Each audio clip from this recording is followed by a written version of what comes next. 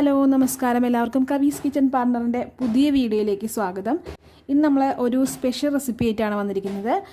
അതായത് Indian coffee ഹൗസിലെ special item ആയിട്ടുള്ള ബീട്രൂട്ട് കട്ട്ലേറ്റിൻ്റെയും അതിൻ്റെ ഒപ്പം തന്നെ അവർ സെർവ് ചെയ്യുന്ന ബീട്രൂട്ട് സോസിൻ്റെ റെസിപ്പി ആയിട്ടാണ് ഇന്ന് വന്നിരിക്കുന്നത്. അപ്പോൾ നമുക്കിത് എങ്ങനെ ഉണ്ടാക്കണമെന്ന് നോക്കാം. അതിനായിട്ട് ഞാൻ ഒരു കപ്പോളം നന്നായി കൊത്തിയിരിഞ്ഞ ക്യാരറ്റ്, അതിൻ്റെ ഒപ്പം തന്നെ 1.5 കപ്പോളം ബീട്രൂട്ട് എടുത്തിട്ടുണ്ട്. എപ്പോഴും ഈ കട്ട്ലറ്റ് ഉണ്ടാക്കുന്ന സമയത്ത് ക്യാരറ്റിനേക്കാൾ കുറച്ച് കൂടുതലായിട്ട് അളവിൽ ബീട്രൂട്ട് എടുക്കണം. അപ്പോൾ 1 കപ്പ് ക്യാരറ്റിന് 1.5 കപ്പോ അല്ലെങ്കിൽ 2 കപ്പ് വരെ നമുക്ക് ബീട്രൂട്ട് എടുക്കാം. ഇതിൽ കുറച്ചുകൂടി വെള്ളം പോലും ഉണ്ടാവാൻ പാടില്ല. ഈ റെസിപ്പിയിൽ ബീട്രൂട്ടും ക്യാരറ്റും നമ്മൾ ആവിയിൽ വേവിച്ചെടുക്കുകയാണ് ചെയ്യുന്നത്.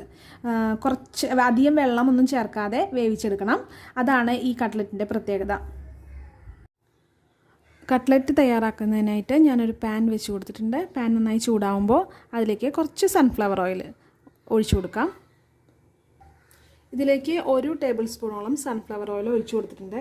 നമ്മൾ കട്ട് ചെയ്ത് വെച്ചിരിക്കുന്ന ക്യാരറ്റും ബീട്രൂട്ടും ഇതിലേക്ക് ഇട്ട് കൊടുക്കണം. കട്ട് ചെയ്ത് വെച്ചിരിക്കുന്ന ക്യാരറ്റ് ഇട്ട് കൊടുക്കുക ആദ്യം. ഫ്ലെയിം എപ്പോഴും മീഡിയത്തിൽ വെച്ചിട്ട് ഇത് ചെയ്യാൻ പാടുള്ളൂ കേട്ടോ, അല്ലെങ്കിൽ വെന്ത് കിട്ടില്ല നമുക്ക് ക്യാരറ്റ്. ഇതിലേക്ക് ബീട്രൂട്ടും ചേർത്ത് കൊടുക്കാം.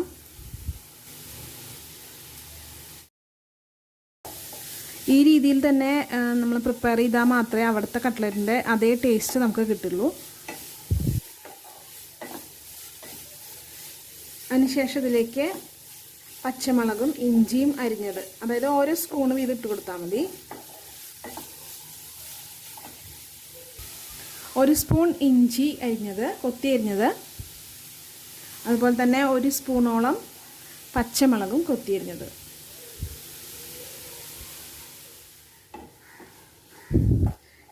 പിന്നെ ഇതിലേക്ക് ചേർക്കേണ്ടത് ഒരു ചെറിയ സവോള കൊത്തി അരിഞ്ഞത്,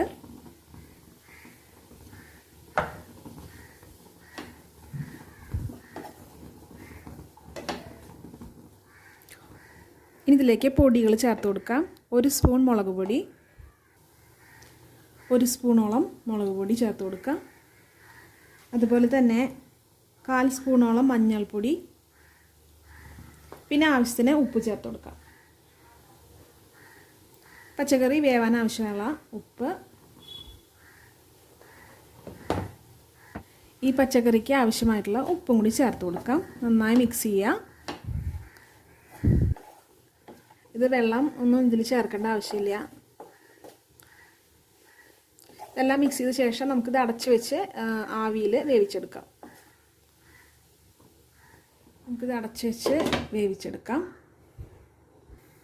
ഇടയ്ക്ക് ഒന്ന് ഇളക്കി കൊടുക്കണം.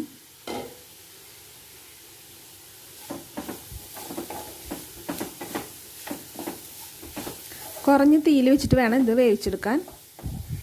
വെള്ളം ഒട്ടും ചേർക്കുന്നില്ല.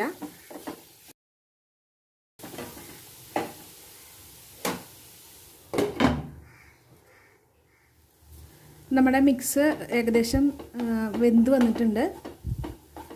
ഇതിലേക്ക് കുറച്ച് പെരിഞ്ജീരകം, അതായത് ഒരു 1/2 സ്പൂണോളം പെരിഞ്ജീരകം ചേർത്ത് കൊടുക്കാം.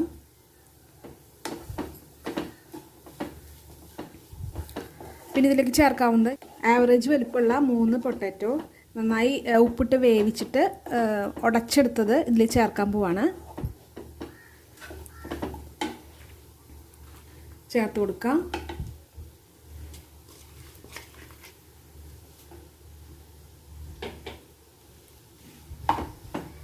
നന്നായി മിക്സ് ചെയ്തെടുക്കാം. ഈ സമയത്ത് ഉപ്പൊക്കെ കറക്റ്റാണോ എന്ന് നോക്കാം കേട്ടോ. ഇനി ഇതിലേക്ക് ഒന്നും കൂടിയും കട്ടിയാവാനായിട്ട്, അതായത് കട്ട്ലറ്റ് നന്നായി ഷേപ്പാക്കി എടുക്കാൻ വേണ്ടി അവരിതിൽ കുറച്ച് റസ്ക് പൊടിച്ചതും കൂടി ചേർക്കും. റസ്കിൻ്റെ പൊടിയാണ് ചേർക്കുന്നത്. ഞാനിതിൽ ഒരു 2 സ്പൂണോളം റസ്കിൻ്റെ പൊടി ചേർക്കുന്നുണ്ട്. ചെറിയ സ്പൂണിൽ 2 സ്പൂൺ അതും കൂടി ചേർത്ത് നന്നായി മിക്സ് ചെയ്തെടുക്കാം.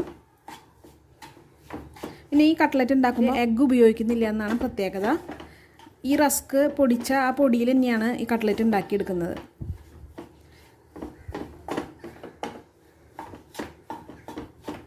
നന്നായി മിക്സ്. ഇതിപ്പോൾ നമ്മുടെ മിക്സ് ഏകദേശം റെഡി ആയിട്ടുണ്ട്. നമുക്കിതൊരു പാത്രത്തിലേക്ക് മാറ്റാം.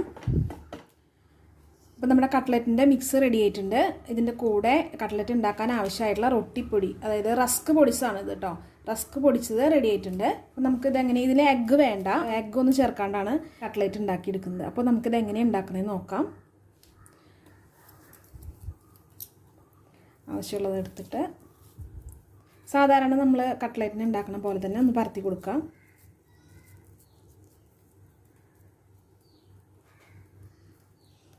പരത്തിയെടുത്ത ശേഷം ഇതിപ്പോൾ നമുക്ക് ഒരു കത്തി വെച്ചിട്ടോ അങ്ങ് ഷേപ്പ് ചെയ്തെടുക്കാം. ഇതിൻ്റെ സൈഡ് കത്തി വെച്ചിട്ട് ഷേപ്പ് ചെയ്തെടുക്കാം. നമുക്ക് ഷേപ്പ് ചെയ്ത ശേഷം നമ്മുടെ റസ്ക് പൊടിച്ചതിൽ മുക്കിയെടുക്കാം.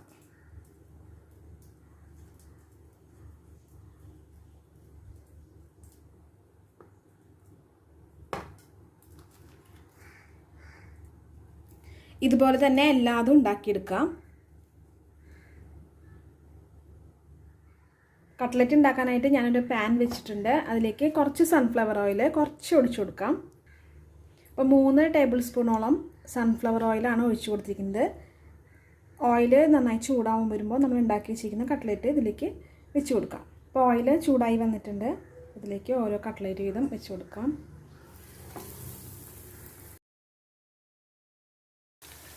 ഒരു വശം നന്നായി മൊരിഞ്ഞ് വരുന്ന സമയത്ത് നമുക്ക് മറച്ചിട്ട് കൊടുക്കാം. അപ്പോൾ അപ്പുറത്തെ വശം നമുക്ക് മറച്ചിട്ട് കൊടുക്കാം.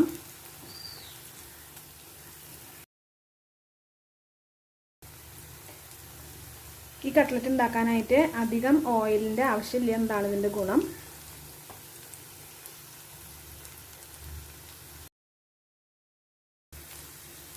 ഇതുപോലെ മീഡിയം ഫ്ലെയിമിൽ വെച്ചിട്ട് ഓരോന്നായിട്ട് ഉണ്ടാക്കിയെടുക്കാം. കട്ട്ലറ്റ് റെഡിയാക്കുന്നതിന് മുന്നേ നമുക്കിതിൻ്റെ സോസ് റെഡിയാക്കേണ്ടതുണ്ട്. ബീട്രൂട്ട് സോസാണ് അവർ സാധാരണ ഹോട്ടലിൽ സെർവ് ചെയ്യാറുള്ളത് ഇതിൻ്റെ കൂടെ. അപ്പോൾ നമുക്ക് ബീട്രൂട്ട് സോസ് എങ്ങനെയാണ് ഉണ്ടാക്കുന്നതെന്ന് നോക്കാം. അതിനായിട്ട് ഒരു പകുതിയോളം ബീട്രൂട്ട് കനം കുറച്ച് അരിഞ്ഞത്, ചെറിയ കഷ്ണങ്ങൾ എങ്ങനെ വേണമെങ്കിൽ അരിയാം. അതുപോലെ തന്നെ 2 ചെറിയ തക്കാളി ഇതിൻ്റെ കൂടെ അരിഞ്ഞത്, കനം കുറച്ച് അരിഞ്ഞത്. ഇത് നമുക്ക് വേവിച്ചിട്ട് മിക്സിയിൽ അടിച്ചെടുക്കാനുള്ളതാണ്. അപ്പോൾ ഇതിലേക്ക് മഞ്ഞൾപ്പൊടി, കുറച്ച് മഞ്ഞൾപ്പൊടി, കുറച്ച് മുളക് പൊടി, ഉപ്പിട്ടിട്ട് വേവിച്ചെടുക്കാം. ഇതിലേക്ക് കുറച്ച് മഞ്ഞൾപ്പൊടി, അതായത് ഒരു 1/4 സ്പൂണോളം മഞ്ഞൾപ്പൊടി ഇട്ട് കൊടുക്കാം. അതുപോലെ തന്നെ ഒരു 1/2 സ്പൂണോളം മുളക് പൊടി ഇട്ട് കൊടുക്കാം. ആവശ്യത്തിന് ഉപ്പും കൂടി ചേർത്തിട്ട് ആവശ്യത്തിന് ഉപ്പ് ചേർക്കാം. അതുപോലെ തന്നെ ഇത് വേവാൻ ആവശ്യമായ വെള്ളം കുറച്ച് ഒഴിച്ചു കൊടുക്കാം.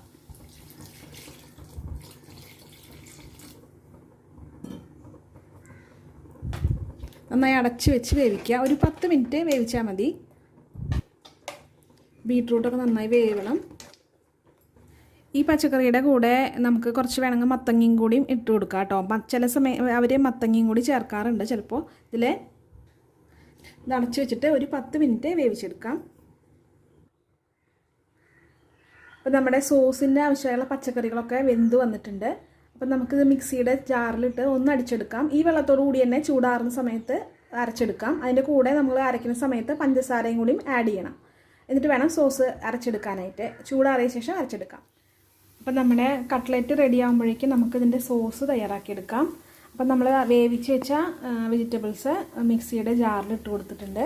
ഇതിലേക്ക് ആവശ്യത്തിന് നമ്മുടെ മധുരമനുസരിച്ച് ആവശ്യത്തിന് ഇപ്പോൾ ഞാൻ 2 സ്പൂണോളം പഞ്ചസാര ചേർത്ത് കൊടുക്കുന്നുണ്ട്. മധുരം കുറവ് ആവശ്യമുള്ളവർക്ക് മധുരം കുറച്ച് പഞ്ചസാര ചേർത്താൽ മതി. ഇത് ഒന്ന് അരച്ചെടുക്കാം. അപ്പോൾ നമ്മുടെ ബീട്രൂട്ട് സോസ് റെഡി ആയിട്ടുണ്ട്. ഇനി ഇതിലേക്ക് ആവശ്യമുള്ളത് പിന്നെ സെർവ് ചെയ്യേണ്ടത് സാലഡാണ്. അപ്പോൾ നമ്മുടെ സാലഡും റെഡി ആയിട്ടുണ്ട്. ഇതിൽ സവോള, അതുപോലെ തന്നെ തക്കാളി, പച്ചമുളക്, കറിവേപ്പില, അതിൻ്റെ കൂടെ കുറച്ച് നാരങ്ങ നീരും ഉപ്പും ചേർത്ത് നന്നായി മിക്സ് ചെയ്തെടുത്തതാണ് ഈ സാലഡ് ഇതിൻ്റെ കൂടെ സെർവ് ചെയ്യുന്നത്. അപ്പോൾ ഇന്ത്യൻ കോഫി ഹൗസിലെ കട്ട്ലറ്റും അതുപോലെ തന്നെ ബീട്രൂട്ട് സോസും സാലഡും റെഡി ആയിട്ടുണ്ട്. അപ്പോൾ നിങ്ങൾക്ക് എല്ലാവർക്കും ഈ വീഡിയോ ഇഷ്ടപ്പെട്ടെന്ന് വിചാരിക്കുന്നു. എല്ലാവരും വീട്ടിൽ ട്രൈ ചെയ്ത് നോക്കണം. അതുപോലെ തന്നെ നിങ്ങളുടെ അഭിപ്രായങ്ങൾ കമൻറ്റിലൂടെ ഞങ്ങളെ അറിയിക്കുകയും വേണം. നമ്മുടെ ചാനൽ സബ്സ്ക്രൈബ് ചെയ്യാനും വീഡിയോ ഇഷ്ടപ്പെട്ടെങ്കിൽ ലൈക്ക് ചെയ്യാനും ഷെയർ ചെയ്യാനും മറക്കരുത്. അപ്പോൾ അടുത്ത വീഡിയോ ആയിട്ട് കാണുന്നവരെല്ലാവർക്കും ബൈ.